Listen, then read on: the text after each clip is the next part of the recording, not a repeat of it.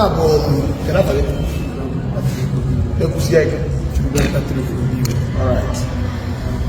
Well, a serious issue which I want to save this video. At their mama. Papa and Kawan, but I forget Kelechi and you. Kelechi and whose father came here. Now, a mom make wedding until the way I have been because now Mama Kelechi and the father honors. Get out for your mother. Get up, Papa, and Emeka. He came here more than 20 times. Not that stop marriage nowhere. What is the problem? No divorce in Mamoyenka. Then was so many allegations and all that. Even the West have made video at their mama. This man came to me when I said, can you feature came that this girl no idea? And for a very long time, because this young man and they have been not for a very long time. And at the end, they still want to be together. In such manner, as a father, who was this, oh, Chineke Daron and one just living in a Bolwokenata. And this man insists, no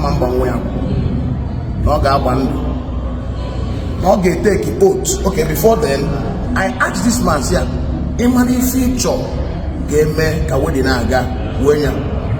Always because not through my mama who is the ex-wife. Now I get who's almost top. Now I guess Yanya. Then the young girl gave the hot. Maybe a young Biko. So that the marriage will work. I said, okay. What did I tell you? He said, now, where Wafa? Even as a priest, a question of me sick now, but I said, since this man, the devil want to use this man to stop their marriage, the marriage of his daughter, the first daughter, where? The first daughter. Since it is like this, for us to also, then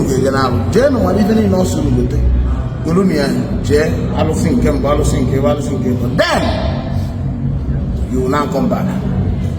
Now, they went and bought the whole thing. The man required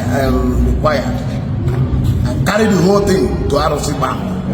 Bulls in ROC, change it. Can you lose the gun? So can you lose the problem? Kyle Sinal Sibuta the team. Was in a room for Nama Wallace. Like Alice again, Nama Wallace Namun and Nemea me cause. On a balance, Namun and Nemea me cause. Yeah, but then Alice and Annie. Okay, so. And I want you people to judge this matter. Oh, we find a law of Kama. I'm not going to marry a simultan because Nagina dear knows. In 1 year, Nagina Mamaga because nature in a wedding. And the man later came here and said, why did you take such decision? You came here and for peace to reign. I accepted now a Jeliginalus. I have a young people. And the man said, now where am I going to hot? Or going to wine and dodge? What did I do? I was guessing that again. Yes, he gave me hot. Well, wine and do with them. When you go and buy the origin so that you go and beg the father. Now, for we believe in up, have you done all this before? The man said, before a man can was here. Now I can we, I make all again.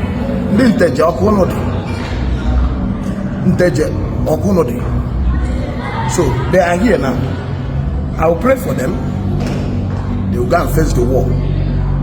I may not give them certificate, but I got my better favor.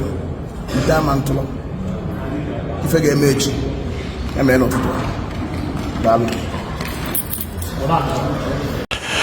Organize and demon that video get on phone. How wicked, how else can you define wickedness of no bronca? Now, as a camjukene, Obolona ne divorce on mad again. He decided, Yana Omazi decided, with you. So, you as a father, if you want to get your support one wagi call no good day.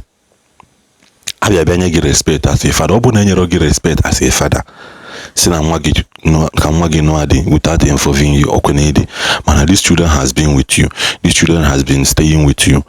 I may insist na ịtụrụ mma ha na-alụsị ịtọ. Kedu ihe mma ha mee ihe eji tụọ ha na-alụsị ịtọ? Oke na ịtụ mma ha na-alụsị ịtọ si na nwaanyị ama nnụ dị ka e wee before ọnụ adị na ya agbakọ ihe niile eji eme gị alụsị ka e wee mee gịnị megasị ihe ime. Calculate everything nye gị. Adịnọgide mgbe eluziri na data ukwu alụsị ya okwuche ji isi na nwa gị nwaanyị ya aṅụrụ gị iyi na nye na mme ya ama mmezi mmekọ. Papa ịdị wicked. Ọ bụrụ nọ na ịdị very very very very wicked. Ọya ha na-ekwu na ajọ ndụ omenala nọ n'ime omenala karịrị ndị na-eme nke ezigbo ya. Kedu ihe mmadụ ga mere gị that we warrant that level of injustice ịtụ nwaanyị na-alụsị? Ogbu nwanne gị nwoke, ogbulu nwa ya, ijide ya ewete nwoke ọzọ. So sokwa ya bụ na o nwere ihe ome, nwa gị wee decide ada gị nwaanyị for that matter decide ịnụ di you as a father. I kwesịrị iji aka gị jee those things na-eje so that ka ụmụ gị ka ọ dịrị ha na mma. Mana you are not seeing the bigger picture of ụmụ gị ka ọ dịrị ha na mma. Ihe dịgode after ya bụ na ya eje ṅụrụ gị iyi. And I so much respect this Reverend Father for gịnị, for abiding to the law. Osilo the girls ya ka wee bụrụ na ị dị blameless in this fight. Wele na ihe o ji si na ọ na-eje na-alụsị wele na wee nye ibukọlụ those things, bukọlụ mmanya ọkụ jebe na alụsị.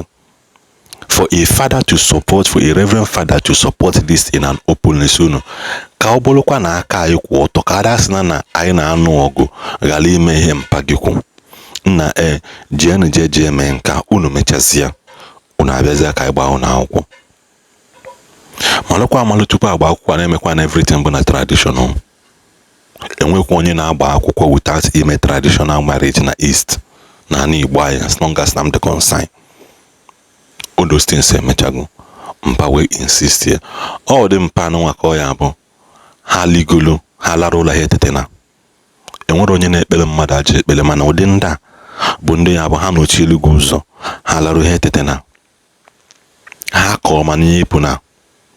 Because how else can you define wickedness? How else can you define wickedness? Ọ bụ na ọ bụrụ nka. How else? And I also want to thank the young man. The young man decided na the gay because enwere ndị ọya abụrụ mgbe okwu anụnwa dawa. The young man asị na amarọ m na ọ dị ha adị biko onye ọbụla ma gị n'ụlọ onwe, but he stood with her. He stood by her. He stood alongside her in all these challenges, Nina, in all of these things. Father, Papa, inwe right na meet the father.